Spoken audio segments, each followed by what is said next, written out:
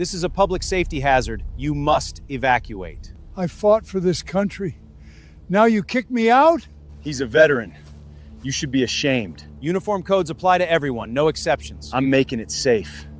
You will not evict him. They told a decorated veteran he had to leave the home he'd lived in for years, all in the name of public safety.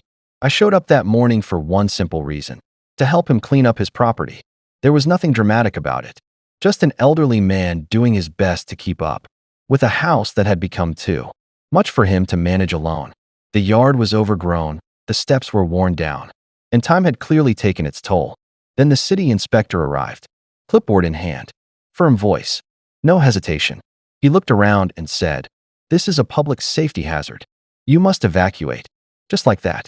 No real conversation, no compassion, no attempt to understand the situation. Just a decision. The veteran stood there frozen. Then he said something that stopped me cold. "I fought for this country, and now you're kicking me out of my own house."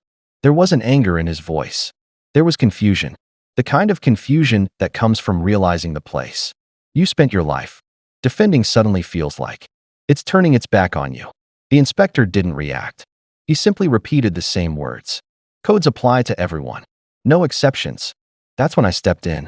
Because somebody had to. I explained that I was already working to make the property safe. There was no immediate danger. What I saw wasn't recklessness. It was isolation. It was age. It was a man struggling alone. And that's the problem. Too often, the system sees a violation before it sees a person. The veteran's hands started trembling. Not because he was afraid of the house. Because he was afraid of losing it. Then he looked at me and quietly said, "I don't have anywhere else to go." And in that moment, everything changed. Because this wasn't really about safety anymore. It was about displacement hidden behind procedure. So I stood between them and said, "I'm making it safe. And you are not evicting him." The entire scene went silent. Because suddenly this wasn't paperwork. It wasn't regulations. It was one human being refusing to abandon another. And if a man who served his country can end up being treated like a hazard inside his own home, then maybe we've lost something far more important than a code violation.